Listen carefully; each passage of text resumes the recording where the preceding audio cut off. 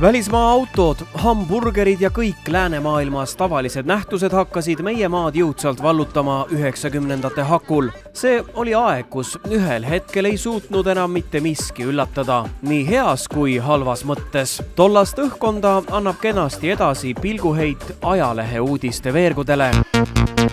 Kui tänapäeval on liiklussurm suureks uudiseks, siis tol ajal olid need niivõrd tavaliseks nähtuseks, et kellegi hukkumine mainiti uudise sees ära nii muu seas. Tähtsamal kohal olid kandiliste arvete klaarimised ning toimunud kuritööd. Kuigi ajad olid üle Eesti keerulised, said peamist kõlapinda Tallinna ja Ida-Virumaa krimimaailma tegemised, kuid nii mõndagi toimus ka Tartus. Olid aastad tõesti, kus meil oli 50-55 tahtlikku tapmist. Kriminaalpolitseinike ja uurijate töökoormust on väga raske sõnadega kirjeldada.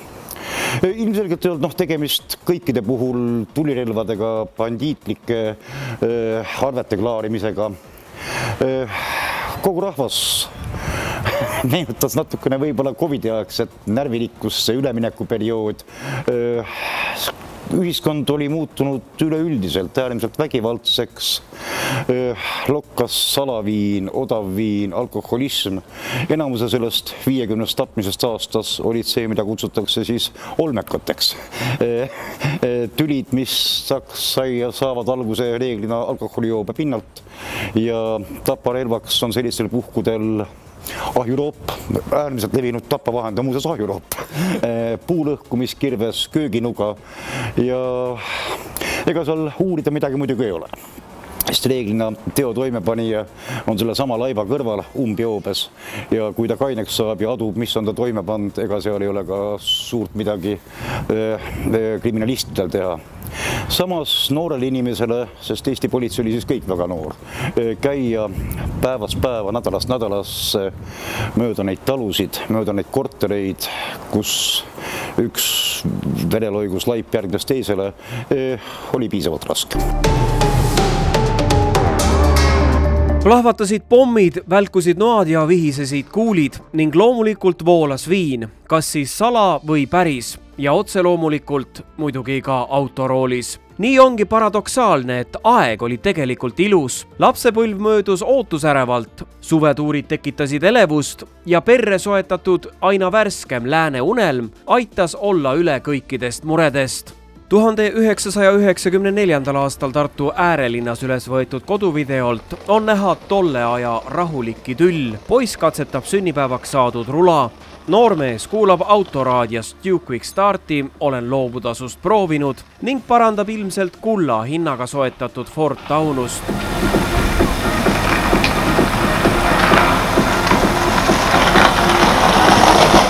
Selle kõige taustal sündisid aga teod, mis määrasid perioodi ajalukku nii, nagu me seda kõige paremini teame. Üsna paljud lood jäidki õhku. Näiteks 94. aastal leiti Ihaste tee ääres paikneva toonase mahajäetud pumbajaama tagant 2 lohakalt maetud laipa. Esmalt teatas juhtunust Annelinnas elanud naine, kelle sõnul oli tema väike poeg leidnud 1 laiba. Politseinikud kaevasid samast välja veel teisegi mehe.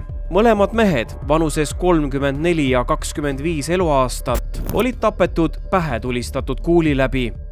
Selgus, et mehed olid pärit Põhja-Eestist. Miks ja kes nad tappis? See ongi jäänud saladuseks.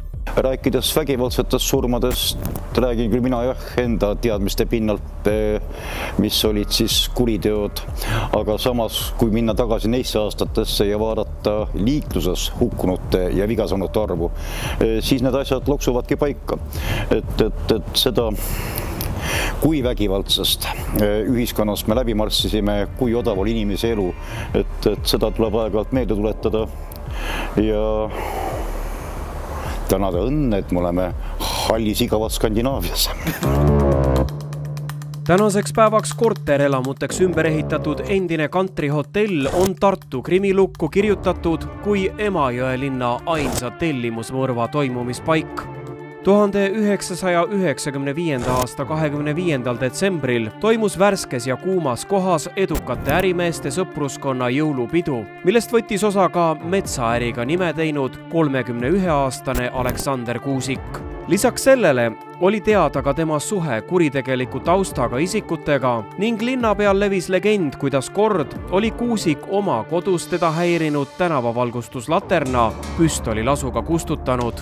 Õhtule enne kella 10 oli Kuusik läinud hotellist välja, et panna oma 5. seeria BMW-sse videokaamera, millega ta pidulisi filmis. Talle lähenes aga mõrtsukas, kes tulistas noorele mehele mitu kuuli pähe.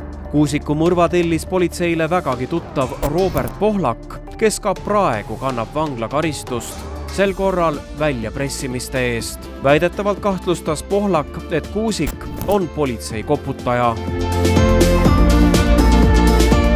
Ühel kaastunde avaldusel mälestavad kallist sõpra lähedased ja nimede seas paistab silma ka Robert.